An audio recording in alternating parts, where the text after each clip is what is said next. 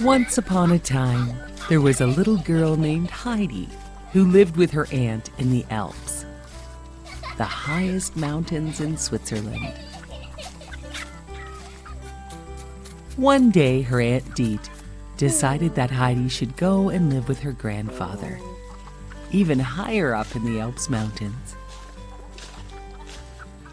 Heidi's grandfather was known by everyone as a grumpy old man. Hey. When Aunt Deet and Heidi arrived, he was not happy when he learned Heidi had come to live with him. Heidi was such a cheerful girl who loved being in the mountains with her grandpa. No. She did not even notice how cranky he was. After a short while, Grandpa really began to enjoy Heidi's company. They grew very attached to each other. Heidi loved to help her grandpa, and she really enjoyed the mountain scenery and fresh air. She made friends with the local goat herd Peter.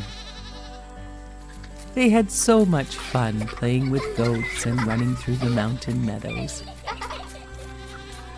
One day, Aunt Deet returned to tell Heidi it was time to go to school in Frankfurt.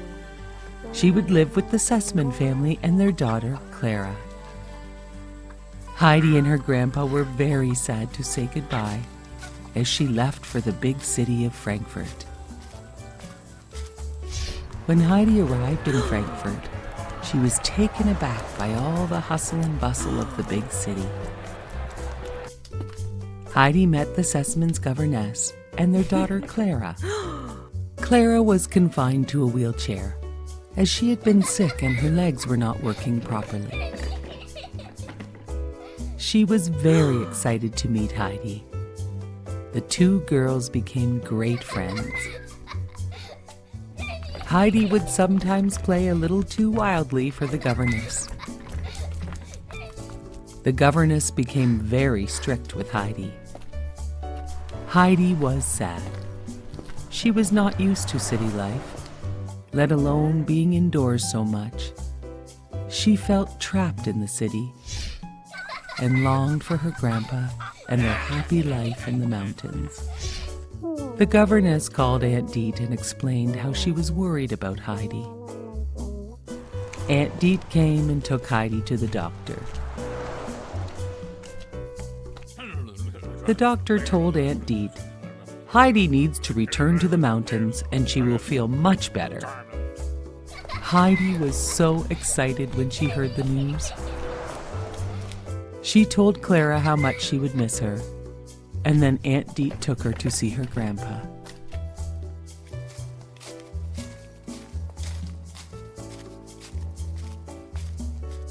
When Heidi arrived at her grandpa's, they were so happy to see each other. Heidi immediately felt so much better. She called Clara to say she missed her, but she was also feeling so much better being back in the mountains. Clara asked her parents if she could visit Heidi. They said yes. Clara's parents also hoped the fresh mountain air would make Clara feel a little better. Clara arrived and played with Peter and Heidi. Clara loved the mountains and the fresh air and the goats. And she also began to feel so much better.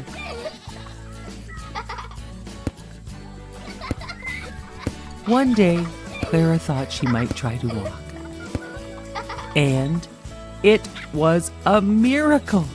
She actually was able to get out of her wheelchair and take some steps. When Clara's parents came back to pick up Clara, they could not believe their eyes when they saw Clara walking. "But where is her wheelchair?" asked Clara's mother. Peter admitted he had an accident. The wheelchair was now broken. Peter said how sorry he was. But Clara and her mother forgave him.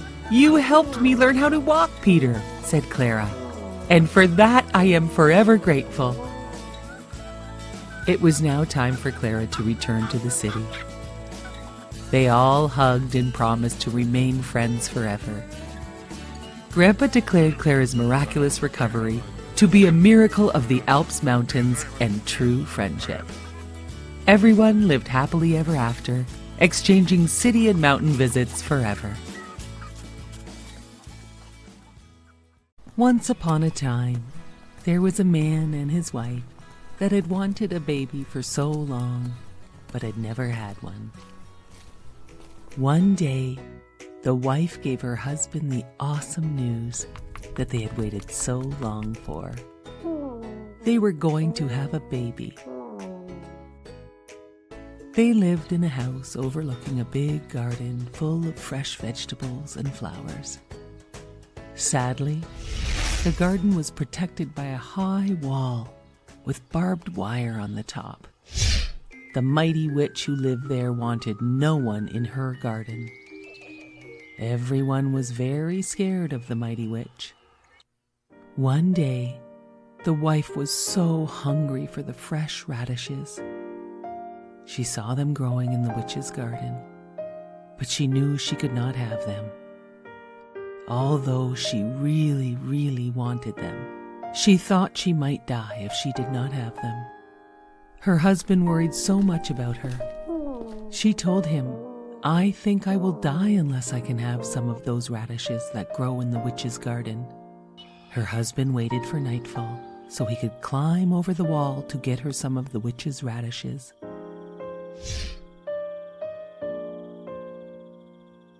He got her some and climbed back over. She made a big radish salad, and it made her feel so much better. But she knew she wanted more radishes. So her husband snuck over the wall at night to pick more radishes. As he was climbing back over the wall, the witch was standing right below him. "How dare you steal my radishes?" said the witch. "My wife thought she would die if I did not get them for her. I am very sorry." "If this is true," said the witch, "you can have all the radishes you want, on one condition. You must promise to give me your child to raise as my own." The man was so scared he agreed to whatever she said just to get away. When the beautiful child was born, the witch came and took her away, just as she had threatened. She named her Rapunzel, which means radish. Rapunzel grew more and more beautiful every day, and on her 12th birthday, the witch locked her up in a high tower deep in the woods. The tower had no stairs, no door, only a small window. Rapunzel had beautiful long hair that had never been cut, and when the witch wanted to go up to see her, she would cry, "Rapunzel, Rapunzel, let down your hair." The witch would climb up her hair to see her. This went on for years. One day, a prince was riding by the tower and heard Rapunzel singing. He looked at the tower but had no idea how to get in. So he left. But he came by the next day and saw the witch crying, "Rapunzel, Rapunzel, let down your hair." And he saw the beautiful girl who sang, let down her hair for the witch to climb up to see her. The prince returned at dusk and cried, "Rapunzel, Rapunzel, let down your hair." Rapunzel could not believe it when the young prince appeared, and it was not the witch. They fell in love at first sight. They made a plan for Rapunzel to escape. The witch found this out and cut off Rapunzel's hair and hid her away far from the tower. That night, the witch waited for the prince. He cried, "Rapunzel, Rapunzel, let down your hair." The witch threw out Rapunzel's hair, and he climbed up. To his surprise, it was the witch, not Rapunzel. The witch cursed him. "You will never see again." And with that, he was blind. For some time he wandered the forest, hoping to hear Rapunzel singing again. And then, one day, he heard her singing. He followed her voice and found her. They hugged and Rapunzel cried, so happy to see him again. One of her tears fell on his face, and a miracle happened. He could see again. "Oh, I am so happy to see you again," said the prince. And then another miracle happened. Rapunzel's beautiful hair grew back, as long and shiny as it had been. The prince took Rapunzel to his kingdom far away from the witch, where they lived happily ever after. This is the story of Princess Elsa and Princess Anna.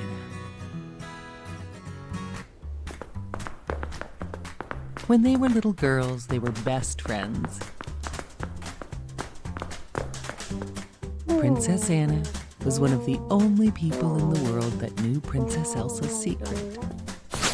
Elsa had the special power to make snow and ice.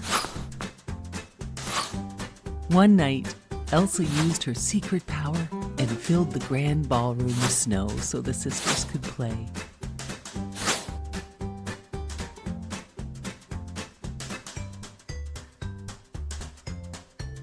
As they were playing, Elsa lost control, and she accidentally hit Anna with a blast of icy magic. Anna was badly hurt. Her parents went off to the ancient mountain trolls to ask them for help. The wisest old troll told them that Anna could be saved, and that she was lucky to have been hit in the head and not in her heart. As the years passed, Anna forgot about that night. To keep Elsa's special gift a secret from everyone else, their parents surrounded the castle with walls and never let anyone inside. It seemed whenever Elsa had strong feelings, her magic powers would spill out. Elsa never wanted to hurt her sister again, so she stopped playing with Anna. Anna became very lonely. Even after their parents were lost, the two sisters didn't spend any time playing together. Years later, it was time for Elsa to become queen. For just that one special day, the castle gates were opened. Hundreds of guests attended Elsa's coronation ceremony. Elsa worked very hard the whole day to hide her feelings and special powers. At the party, Anna danced with a handsome prince. He made her heart flutter. They fell in love and decided to marry. Elsa thought this engagement was a bad idea. Anna could not believe her sister, and they started arguing. As Elsa lost control and started to shout, her secret power was exposed.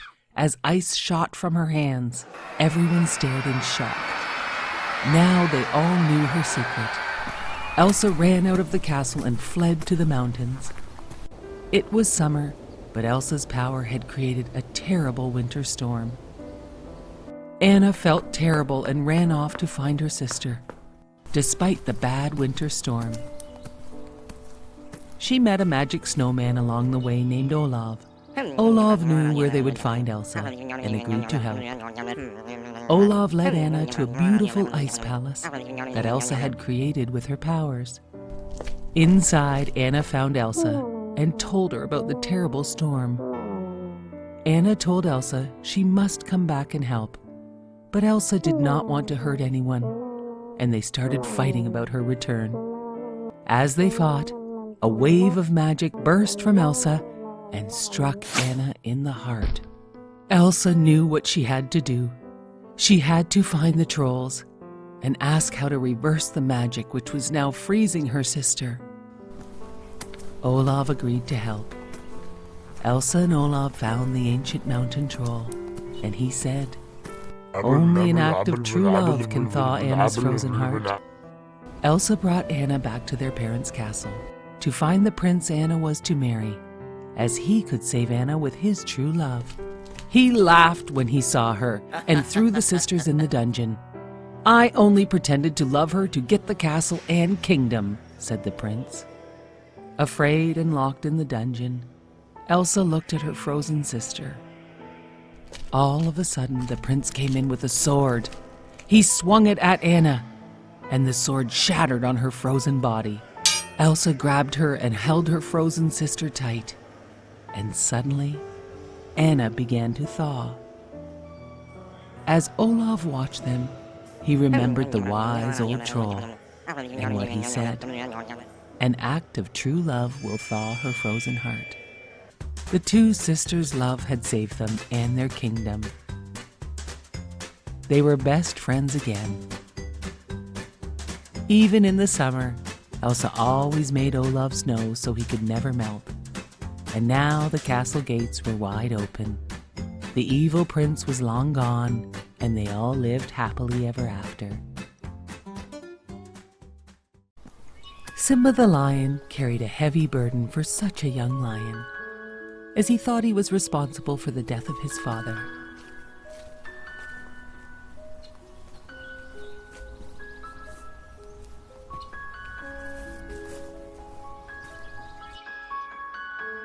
His meerkat, warthog, and other animal friends wanted to help Simba laugh again.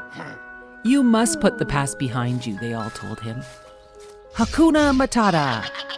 Hakuna Matata means no worries, they told Simba. Soon Simba felt much better as he joined his animal friends.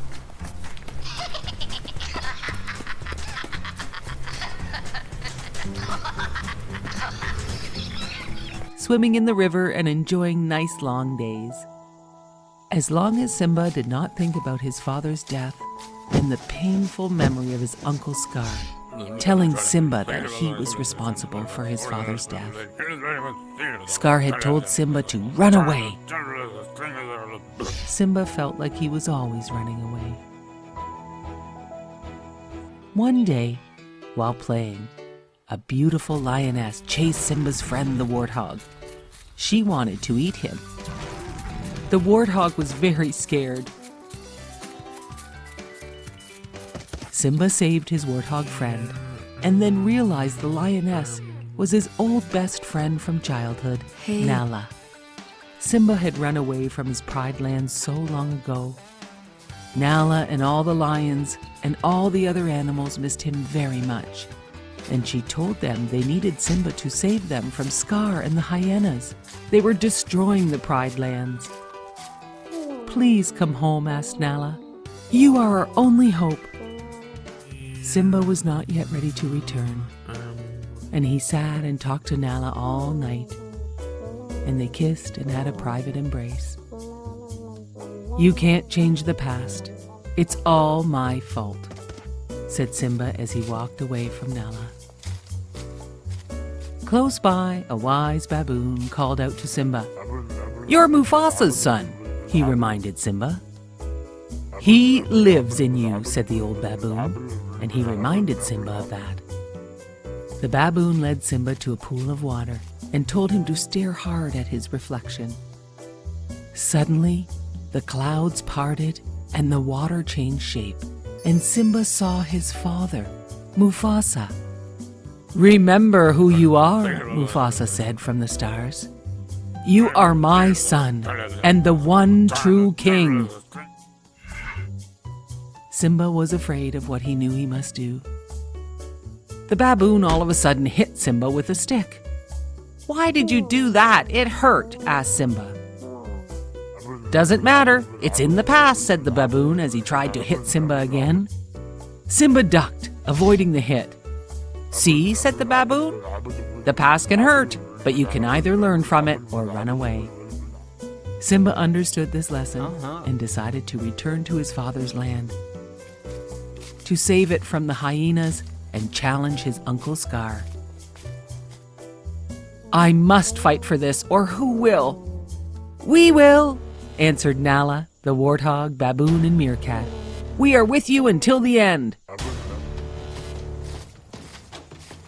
They followed Simba to the Pride Lands and fought a big battle with the hyenas.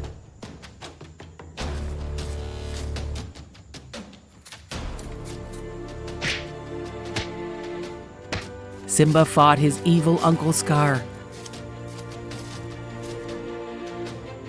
Scar admitted, "I killed your father, Mufasa."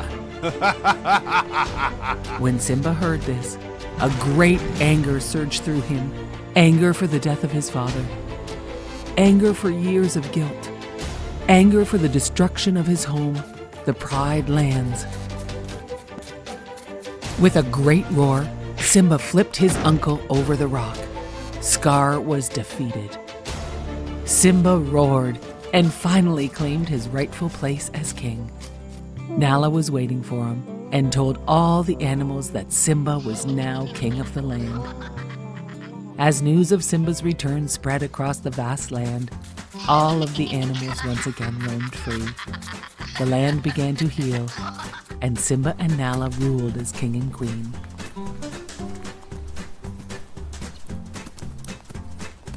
Simba and Nala started their own family and lived happily ever after.